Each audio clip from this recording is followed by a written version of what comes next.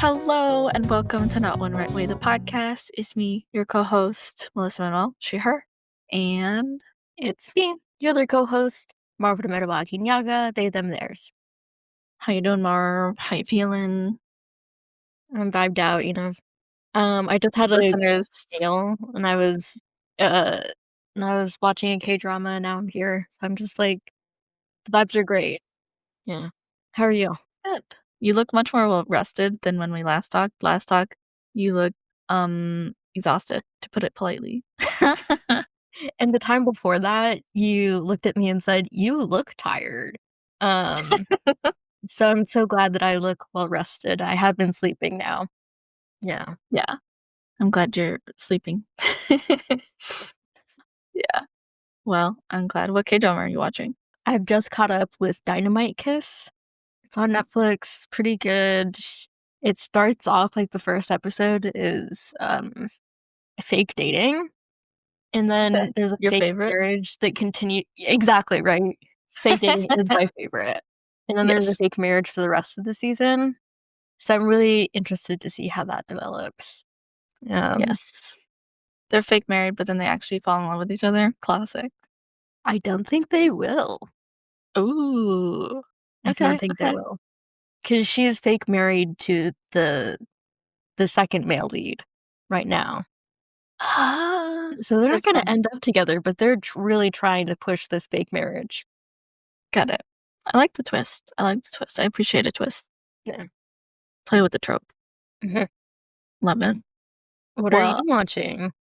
as a real treat for you, Mars, you know how the reboot of Scrubs comes out on my birthday? What?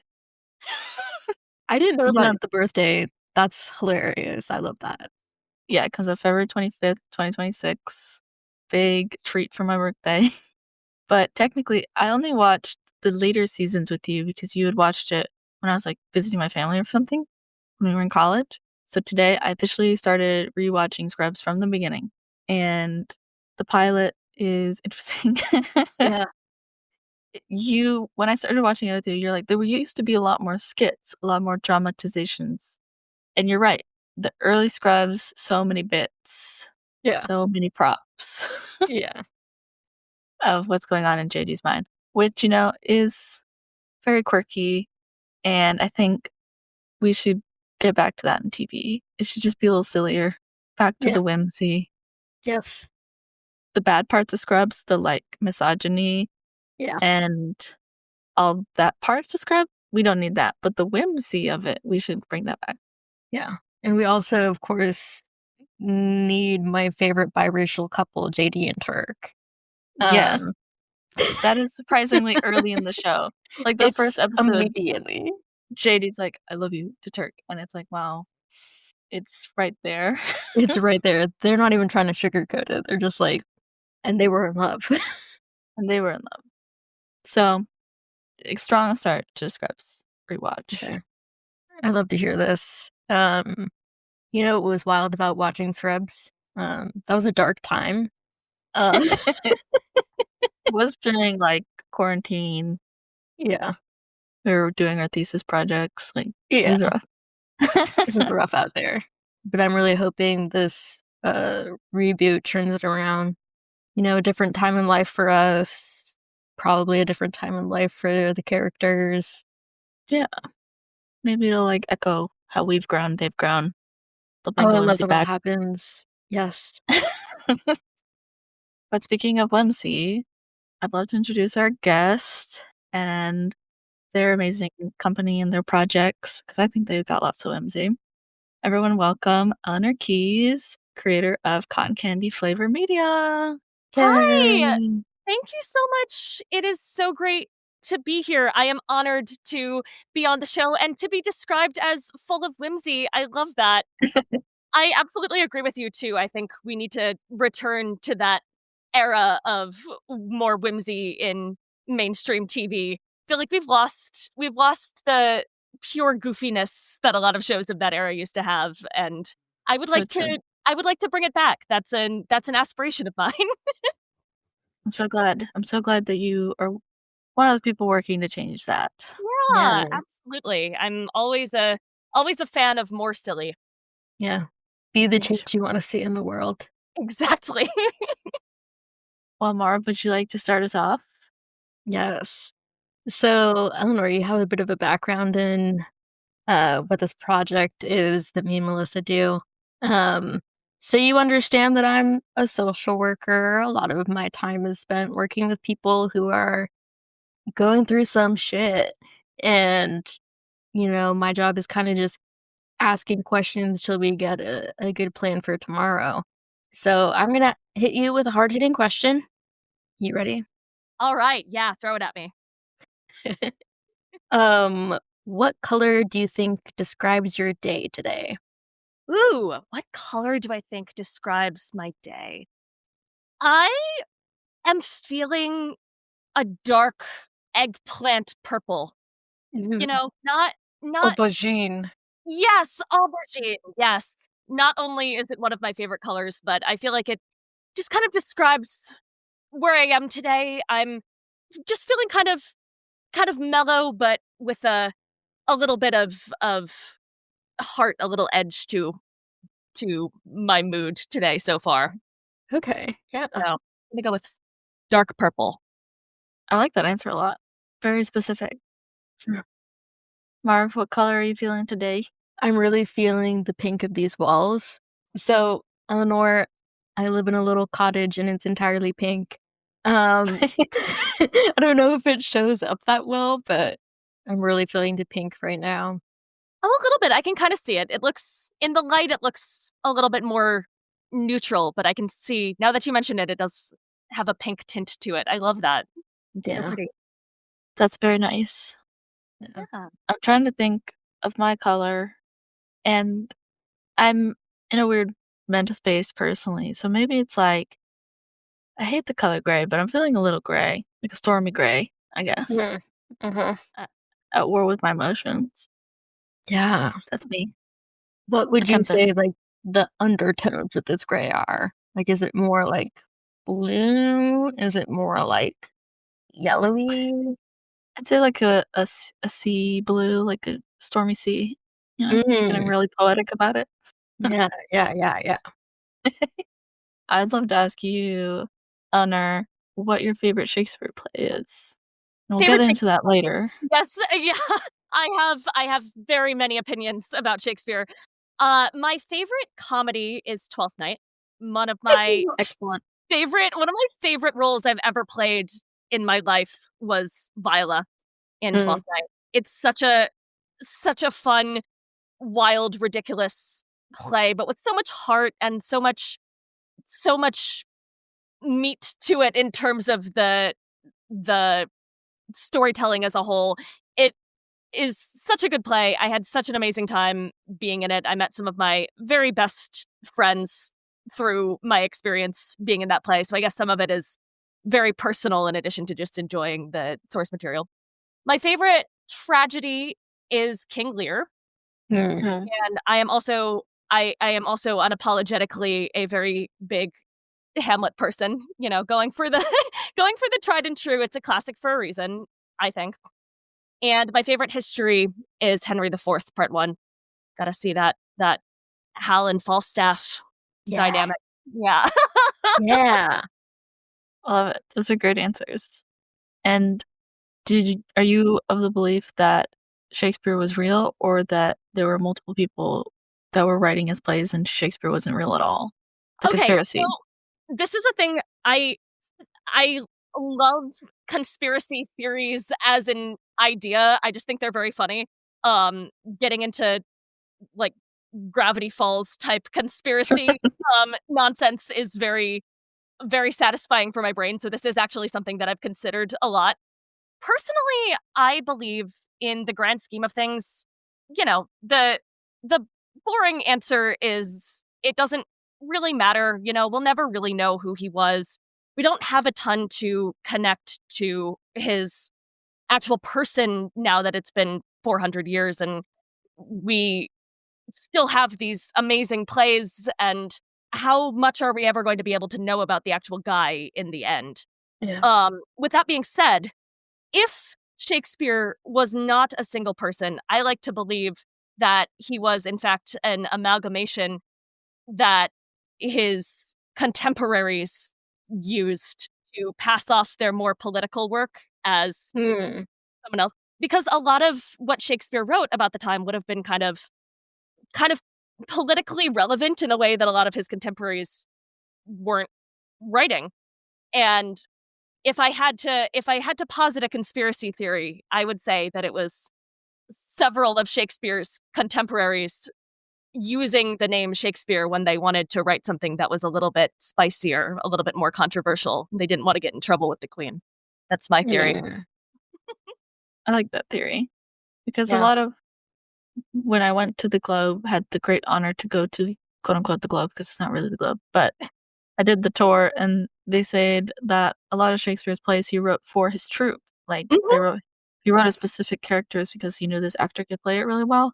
So it's like almost like would it have been like a writer's room in his day where it's like they were all writing these characters together and these plays together because it was fun and that's how theater is. So it's like, did he really write it alone or did he write it with his buddies? I mean, Probably. we do have actual proof of some plays that Shakespeare did write in sort of a writer's room type situation. The most apparent of those is The Two Noble Kinsmen, which he wrote alongside a couple of other playwrights. And, it's still included in Shakespeare's canon, but it's not as prominent as the ones that are typically attributed to Shakespeare alone. Mhm. Pericles is another one that Shakespeare is usually attributed purely to Shakespeare in Shakespeare's canon, but it is also very widely believed that he did have help. He wrote that along with other writers.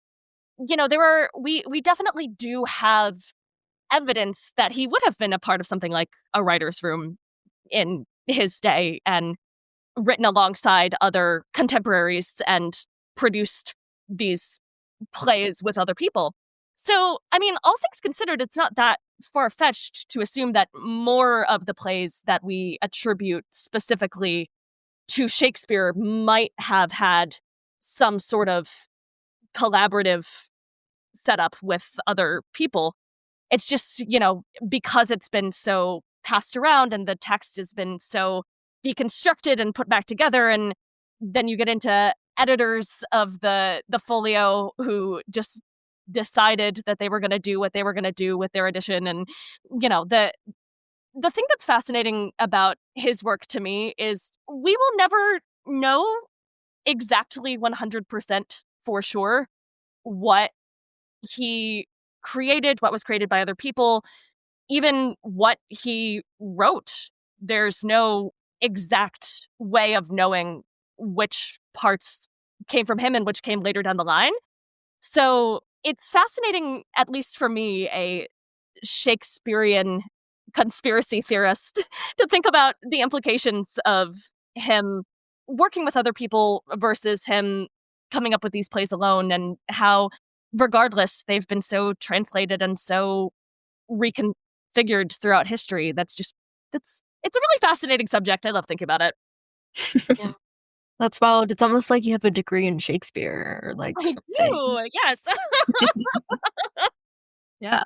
Well, that takes me to our next part of the podcast, which is tell us about your origins. You have a Yeah, very interesting origin story, which is you skipped high school entirely. I But did. did young Elinor always know they were going to be working in the entertainment industry, or did you have different dreams? So when I was a kid, I wanted to be an actor.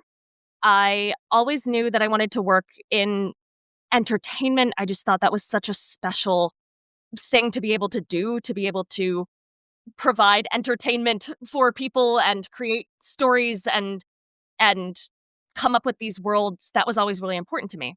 I just growing up, I always thought that I would be on the performance side.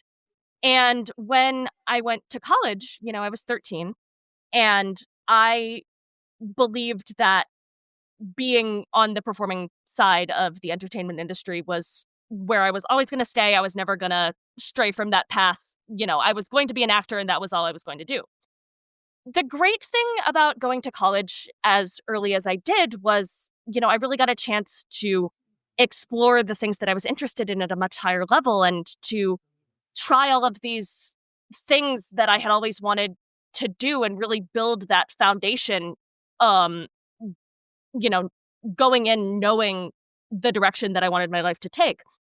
Unfortunately, the slightly less good thing about going to college at 13 is when you're that young, you just don't really know who you're going to be yet. You haven't explored enough of the world as a whole to be able to explore yourself in a way that is congruous with the world that you're going to be living in when you have to be making these real decisions about your life. So I really dug my heels in, and I majored in theater when I was in college, and I performed in every play that I possibly could. I loved acting, loved performing. I did musical theater, I did Shakespeare, I did some film. I just really just got my hands dirty and did everything that I possibly could, and I loved all of it. And then I graduated with my degree in theater. I was 17 when I graduated. And then after that, that was when I went overseas and I moved to Bath, England. And that's where I got my master's degree in Shakespeare. And I was 19 when I earned my master's. And that after I graduated from grad school, I decided that I was just going to move to LA and try and make it as an actor. So I ended up settling down here. I got an agent and I went on some auditions. And, you know, by that point, I had just grown so much as a person. I had become so different as a human being than the person I thought I was going to be when I had first gone into college at 13. And my love for performance was starting to dwindle a little bit, not even in a bad way, but just, I was seeing all of these other possibilities that I had never really gotten to look into when I had decided so fully that I was going to do nothing but act. And I started wondering about what could have been and what might be. So I was acting for a while, and it got to the point where I was trying to earn eligibility to join SAG-AFTRA. And SAG-AFTRA, I don't think they do this anymore, but at the time, this was in 2022, I heard about a thing called the SAG-AFTRA New Media Agreement, which essentially allows you to create your own series and cast yourself in it, and then you make that series a SAG-AFTRA project, and that's how you kind of get yourself into the union. And I thought it was a really great solution. So I started writing my own little web series, and I cast myself and a few actor friends in it. It was called Olympic Proportions. It's still out there floating around on the internet. It was so goofy and ridiculous and over the top, but it was really fun, and I got to write it, and I directed it, and I produced it, and actually was able to put all the pieces together in order to bring it to life myself. And that was my first time ever being able to do that. I'd always been on stage. I'd always been kind of the last person who was brought in for the process to just sort of fill my one role. And working on Olympic Proportions was the first time that I realized that I I really love being able to have a little bit more of a bird's eye view and to be able to put all of these different pieces together and figure out how the entire project is going to work. And that was something that I'd never really gotten to do before.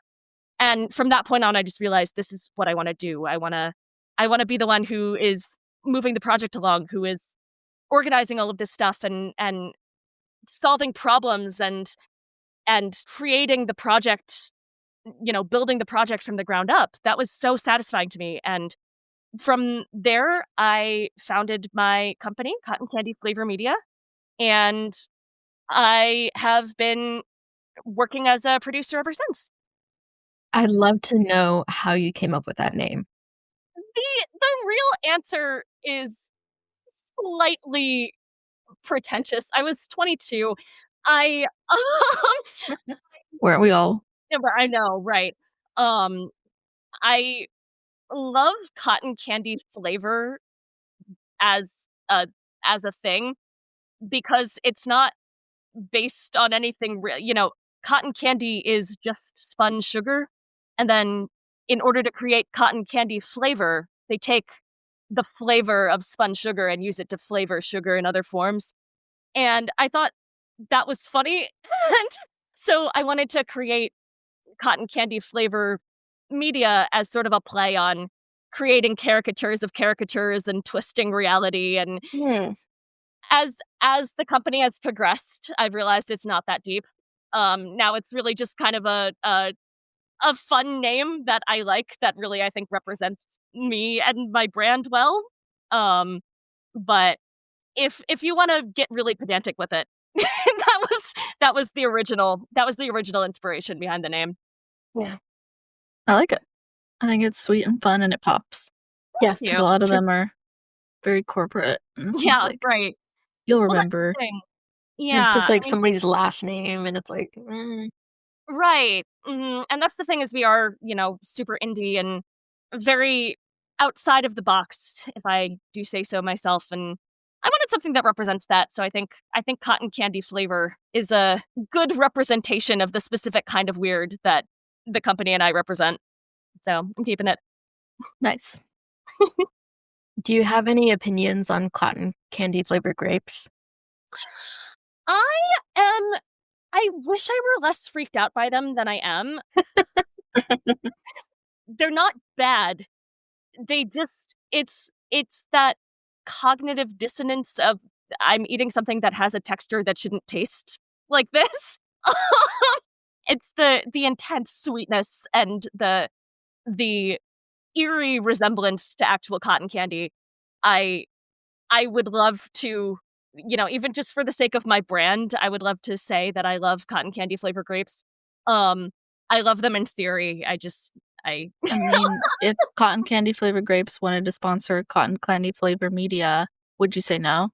Oh, no, I mean, I would say yes, and then I would get over whatever this weird mental hang up is inside myself that Yeah. that If Big Grape wants to sponsor cotton candy flavor media, this is your chance. yes, by all means, Big Grape, come and sponsor cotton candy flavor media. I will take back everything I said on the record. Redacted, redacted. Yeah. Yeah. The best flavor grape ever. Yeah.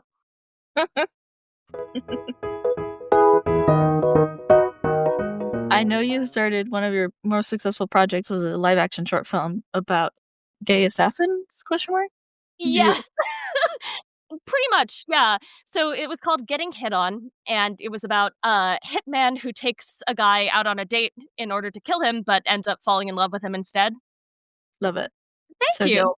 Yeah, it was my first short film that I had written and produced entirely on my own. And I had a really amazing group of people who came out and worked on it with me. We ended up actually having a really lucrative festival run, and I was able to see it premiere at the Chinese theaters, which was really cool. Very cool. Probably, one of my favorite accomplishments of my career, just being able to be in this amazing historic place and be part of a big festival and see something that only existed in my head up on the screen was such a trip in the best way. Yeah. And now you're pivoting towards animation. What is the choice to pivot from live action in the company towards animation? Honestly, I've just always loved animation. I just think it is such an amazing medium, and specifically when it comes to storytelling, the kinds of stories that I enjoy watching and enjoy telling are just very compatible with animation as a medium. And I love working with artists. I love the process of getting to build these characters, not only in the sense of creating their personalities and their dialogue and working them into the story, but actually really just creating an entire world out of drawings and bringing it to life. It's so fascinating to me. So I still definitely do a lot of live action work and, you know, cotton candy flavor. I hope that we're able to expand in both directions. But personally, for me, I'm kind of making the switch in my personal work to working and producing for animation. I love that. As someone who's biased towards animation, personally. I love that. Yeah. I know you announced Stupid Cupid, you're a real mean girl or gal. How Yeah. is that project going? Do you wanna share a little bit about what it's about and the Kickstarter? Sure. So about maybe 9 months ago, I connected with an artist actually on Instagram, and he was a visual development artist, and his style was so cool. It's very, Gendy Tartakovsky and Craig McCracken inspired, those very Love. old school Cartoon Network styles that I feel like we don't really see that much anymore, especially in adult animation. And this artist reached out to me and he said, I have an idea for a project. Can I pitch it to you? And I said, yes, as long as you understand that I'm a make things happen producer, not a pay for things producer. Um, Sometimes when people ask to pitch to you, they are expecting you to have money up front. um, Yes. and he said, yes, of course, that's fine. So we sat down and he pitched a couple of projects to me. We're currently working on a series called The Nicolaides, which is going to be a much longer game. That's a full, multiple season story arc animated series. But before that, we wanted to get something out there that we could work on that would have a little bit of a shorter lead time. And that's how we arrived at Stupid Cupid. Stupid Cupid, You're a Real Mean Gal is really fun concept. I fell in love with this immediately. It's about world where Cupid style romance, shooting people with arrows to get them to fall in love, is controlled by a corporation called Cupid Inc.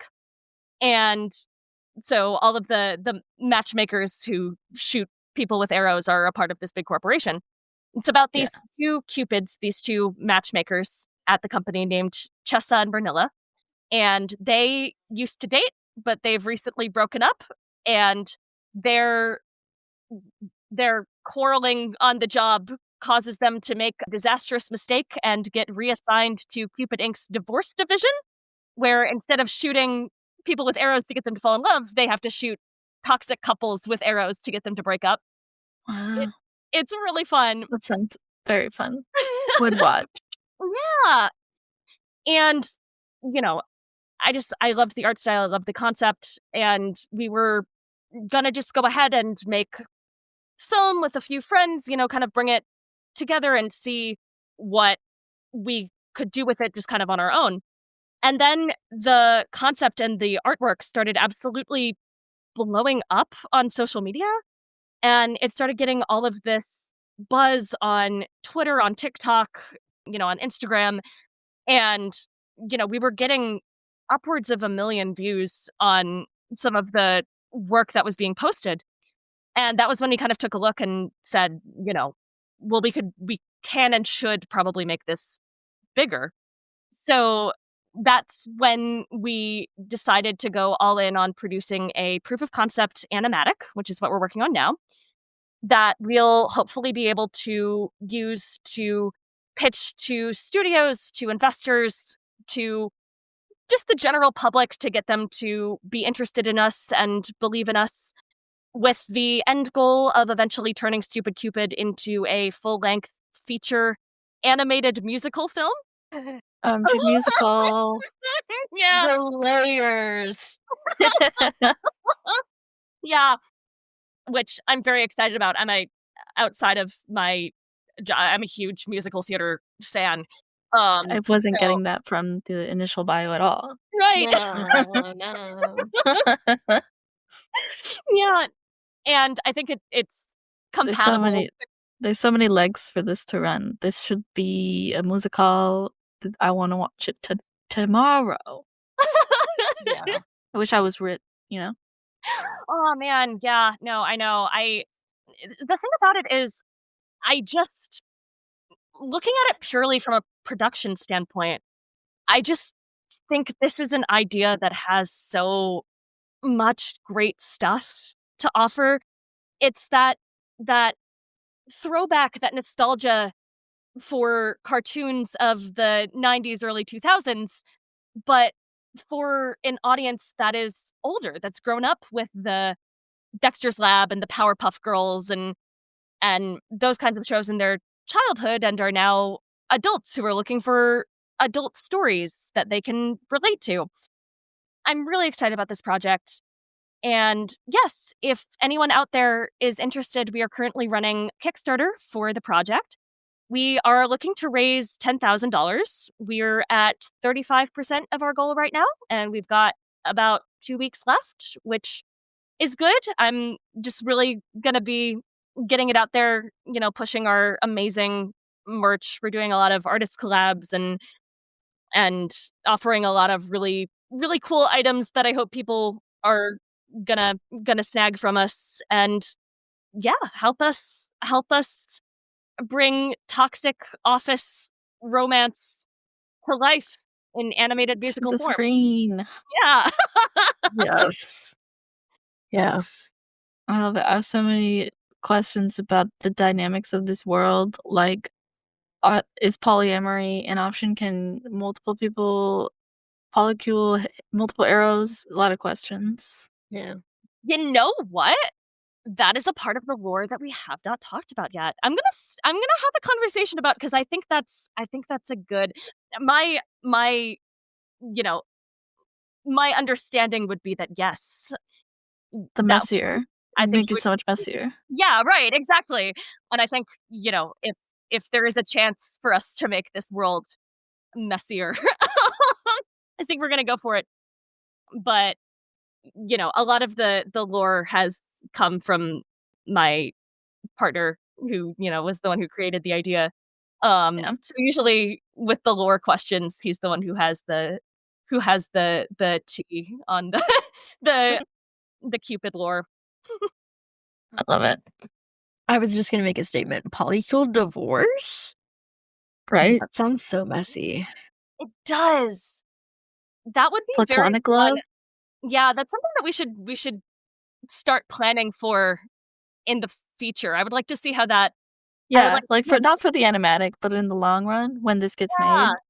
Not if, when, you know? When Yes. When. Yes, I like your thinking.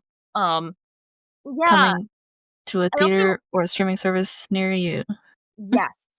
I also love the idea of, usually the Cupid's assignments are shoot 2 people, which sounds a lot easier than track down a 7-person polycule and them all to break out. Yeah, I love the I love the drama of that. That would be very fun. Yeah. Well, when Big Grape wises up and funds this whole project, Yes, Big Grape, this is your chance. Yes, Welch's, if you're out there, we will we'll turn on my location. Turn on your location, Welch's cotton candy grapes. We could Just start writing a letter campaign. Do you think those still work? potentially. I mean, it's worth a shot. My mentality as a producer is, just get it out there and see what comes back. So I think I think my next move is writing letters to grape companies. Have you played the game Peak? The one where you climb the mountain with your friends? Are you No, familiar? what is this? It's a fun game, but the game isn't the super important part of the story. The company, Agro Crab, is amazing at their marketing. They they have a silly little guy, his name's Bing Bong, and they were trying to get this musician to do a concert in the game, and so they just posted a funny video of them holding the plushie of Bing Bong being like, "Hey, man, you should do a concert in our game because you have a song called Bing Bong," and he answered them, and so it's just like, if you're silly enough and you manifest it enough, it's possible. See, I mean, to go into a little bit of a deeper rabbit hole with that is really what I love about indie filmmaking and specifically indie animation as a whole. It is it's such tight knit community, and I don't mean tight knit in terms of, cliquish or insular. I just mean tight knit in terms of everyone that I've met in the animation industry just loves animation so much, and we all just want to see it happen and work to make sure that these great stories and great artwork get to be shared. And I think in so many cases, especially now, especially with indie work and how accessible it's starting to become, it really is in a lot of situations a very internet do your thing kind of scenario. You know, I can't tell you the number of times that some random connection of mine was able to get me in touch with somebody who ended up being one of the most instrumental people in my entire career just by virtue of wanting to help each other out. And I hope that I've been able to do the same for other people as well.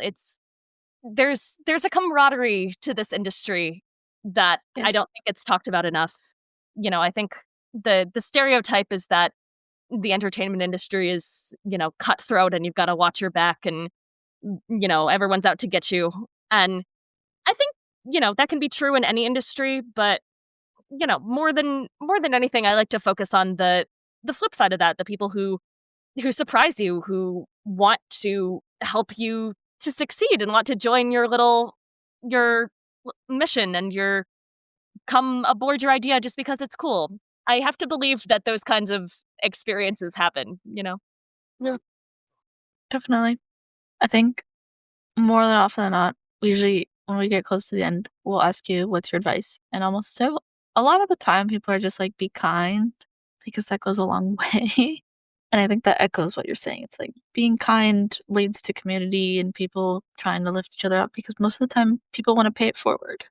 Right, absolutely. And bouncing off of that, my advice, try to say yes to as many meetings as you can. I mean, within reason. Don't overextend yourself or get into bad situations if you can help it. But, there have been so many times that I've taken a meeting with somebody who wanted to meet with me, or I reached out to somebody not thinking that it was going to go anywhere. And it ended up being so helpful for me. Or, they were able to put me in touch with someone or hook me up with a resource that I wouldn't have gotten otherwise. Or they remembered me years later and reached out to me then and said, "Hey, I have so and so opportunity for you." Or, I just made a really great friend. And that can't be understated how far that goes in this business, just having somebody to talk to about the industry and your love for it. So, This yeah. It's funny because I'm watching the new show I Love LA, which is Oh, not a yeah. great name for the show because it feels like they hate LA, very aggro. But they keep talking about how lonely it is in LA, and it's that need of a friendship, you know? Right, I think absolutely. I think people take networking as, like, a very negative thing. It's like, networking is a bad word, don't say networking. But it's like, networking can be a good thing because it's like, you don't have to be networking with every executive ever and everyone who can get you a job, but it is that, like, networking for friendship and community and people who, like you said, can just talk to about the business because it is kind of weird. Right, exactly. And I think my view of networking really switched when I stopped looking at it so much as something that I needed to do in order to get ahead or to get any specific thing, and just started looking at it as a chance to talk about this thing that I love with other people who love it. Worst case scenario, if you go to an event and you are talking to people, you come out having had an experience where you were able to discuss entertainment, discuss movies or animation or whatever you're into with other people who love that thing so much that they built their careers around it. And, it's always hard going out and meeting people no matter the circumstances, I feel Yeah. like. But once I really tuned into that side of myself that really just is such a nerd, so excited to talk about these kinds of these these kinds of subjects, it really just turned everything around for me. Now I love going out and talking to people because I never know who I'll meet and who will have a cool opinion to share or a cool direction to put me in. And Yeah. lot of possibility in that. I also wanted to ask, I was reading the article that I can't remember the newspaper that interviewed you or magazine. Voy started with a V. Oh, the voyage? Yes, the Yeah. Voyage one. Mhm. And it said you were teaching yourself to storyboard. You were learning to Yes, storyboard. a little bit. It is a very slow process. I can draw a little bit. I'm not the greatest artist in the world. I just think it's very fun to mess around with, and I think working in this industry especially, you get a little bit of FOMO watching all of these amazing artists do their thing, and I'm over here like, Definitely. um, you know, I'm the spreadsheet guy, but I love what you guys Nothing do. wrong with that. Yeah, Being able to make no, a beautiful spreadsheet is a skill. listen, I love spreadsheet. I am a spreadsheet junkie. I this is a part of my job that I love. I love being able to organize things and label things and be a Google Workspace fiend. And I think there is a lot of art in that. I think there True. is a lot of creativity in production that gets overlooked because it's not, the artistic side of the field, but the part that I really love about it, I always thought if I hadn't gone into the entertainment industry, I would have wanted to be an engineer. I just really love being able to build things and think about those connections and problem solve my way through creating things. And I think that is very relevant to both engineering and production. There is I stand by this. There is an art to making spreadsheets. I Yes. agree. Yeah. Agreed. Um but yeah, I have been messing around with storyboarding sort of as a side thing, it's a little hobby just for fun. Honestly, my whole thing, I'm so obsessed with animation and how these stories get told and put together. Any opportunity that comes along to explore more of that, I'm probably going to take. Don't ask to see my storyboards for a while, though. They will not be ready. I love that you're learning though. It's super cool. Nice. Slowly but surely, you know, I like to think there's no wasted time when it comes to pursuits like that, especially if you work in the field. Everything I've picked up so many weird skills over the years that have come back to benefit me in one way or another. I've gotten to the point where I can't dismiss any any tangentially creative pursuit as a waste of time? It's true. Yeah. What are some of those weird skills you've picked up? Oh gosh. So I started doing some costume design back when I was in college. And I really fell in love with it. I was never great, but I was able to use a sewing machine and design pieces at a relatively low level. And now I have continued to do that from time to time. I do some cosplay type stuff every once in a while, which is Mm, always really fun. And nice. now, if I'm ever on a production and they need costume assistance or anything like that, I at least have the foundation of knowledge necessary to lend a hand in that regard. Even to go so far as, I really love science and medicine, and I've read a lot of books about those subjects. It's a little bit harder to get hands-on experience with those Yeah. kinds of things. Yeah. Uh, but, that helps me when I'm writing scripts and need to think about scientific subjects or, you know, uh, injuries or anatomy, or you never know what's gonna come up.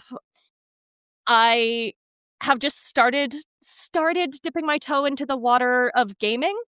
Um, Okay. I was never a big gamer before, but my boyfriend is, and he has started introducing me to some very unhinged games that he thought would be up my alley, and they totally are, Uh, and, that's Name them. that's Drop the name. so he started me on Undertale. Oh, Okay. that's an amazing first game. Like, Yeah. what a beautiful story. Yeah, I mean, it's wild. I'm not super far into it yet because this is one that I'm playing by myself, and it takes me a while to kinda get through stuff. I'm still learning the ropes. And the other that we're playing right now is Danganronpa, Never which heard of that in my life. yeah. I've heard of some of it because I used to work with teenagers. Oh, yeah. Okay. Yeah, it's a very, very much that kind of it's an absolutely unhinged visual novel, and, Oh, again, we're not super far into it yet, but um, this just off the wall mystery where you're trapped in a school and you have to solve murders that happen. Um, cool. it's ridiculous. I've truly never seen anything like it, but, it's those kinds of experiences. I never used to wanna play games because I have this admittedly not great mindset that I need to be producing or creating something at all times or else I get anxious and I have a hard time making myself sit down and actually relax and, um, you know, doing this now, playing video games and, it is, I think, healthy for me and also showing that this is a new form of storytelling, and I think I'm Mm, learning something from that even if it's not actively actively doing work. So I like to trick myself into thinking that me watching all this TV is research and see right. that it's okay, you know? That I'm Yeah, not yeah. anything else, you know? exactly. I mean, that that's sort of a good trick to play on yourself, but I think also it is accurate, like, you can't you can't do it if you don't know about it, so, um, Exactly, exactly. yeah. No, you're doing great. I love all these skills. I think all You. those things make you a better producer because to be a producer, you have to know everything. You have to Right. understand the whole pipeline. You have to understand everyone's job to be able to help them a little bit better. You don't have to know how to do it perfectly. You have to know who's doing it and how they do it a little bit to be able to Right. clear up any blocks. Yeah, and I think there's there's so much value in that as a producer and as someone in the entertainment industry and just as a human being. There's so much cool knowledge out there to learn and just hope that I get to continue exploring this weird world that we live in Yeah, and continuing to make stuff. definitely. Well, do you have any final advice for anyone who would love to be a producer or even start their own little indie company? I mean, I guess it's sort of cliche advice, but just do it. Just make that first thing. You know, I Thank you, I Swoop. never yeah, right. They're not wrong. I never would have gotten to where I am now if I hadn't started writing quirky, ridiculous web series on Google Docs and filmed it on cell phones with my friends. And no matter what it is, no matter what resources you have or what time you have to commit to it, there's never going to be a right time or a right place or a right anything. All that there is what is going to fit into your overall path. So go and do the thing, see where it takes you. Don't close any doors and just continue finding that next log to jump to. That was like 7 metaphors, but Yeah, Yeah, but I love you it. got there at the end. yeah. Well, thank you so much for yapping with us and sharing your Oh, story. Oh It my was gosh, thank awesome. you so much for having me. It's been so great to talk to you both. I know. We're so excited about the future of your company and all the stuff you're gonna make. It's gonna be so fun. Thank you. That means so much to me. And, for anyone out there listening, I always love connecting with people, so hit me up. yeah, Follow, donate. If you Yeah. wanna see this cool movie, make sure to donate to the Kickstarter. yeah. If you know the Welches personally, Yeah, um, the Help the Welch letter campaign. the Welch family, yes. Here, I'll give you a sound bite to replace my earlier opinions on cotton candy flavor grapes. I love cotton candy flavored grapes. I've never had any other opinions on cotton candy flavored grapes in my life. I eat cotton candy grapes every day. Yes, Yeah. they're the only fruit, nay, the only food that I will eat. Absolutely, Mr. and Mrs. Driscoll, Yes, please. yeah, hit me up. Yeah. So funny. Well, thanks for the idea. Yes, Yeah. this is That's how you get big grape money. right. Yeah. Gotta shoot my shot. Yeah. Well, thank you so much for chatting with us, and I Oh, hope we of can stay in course. touch. Yeah, me too. Thank you so much for having me on. This has been such a great experience. I've loved getting to talk to you both. And Yeah, do. yeah, wonderful. Well, And yeah, I hope to talk to you again soon. yeah, thank you. You have a Goodbye. You as well. Bye. That was our conversation with Elinor. cotton candy flavored. Media. Jim. LLC. I meant just like my reaction to that was like, what a cotton candy flavored conversation. This whole time, I was being super brave because I did, as loyal listeners will remember last week's episode when I was gushing about Hell of a Boss. And you know what? It's fresh in my mind, fresh in my heart. And there's a song called Cotton Candy, and that's been playing in my head this whole time. Okay. It's a great song. Do you want to sing for the audience? No. They don't have to. I don't want to torture our listeners. Torture? No. But I also stand by my initial love for Hell of a Boss because since last recording, this recording, I've been observing the fandom, and they are very bitter.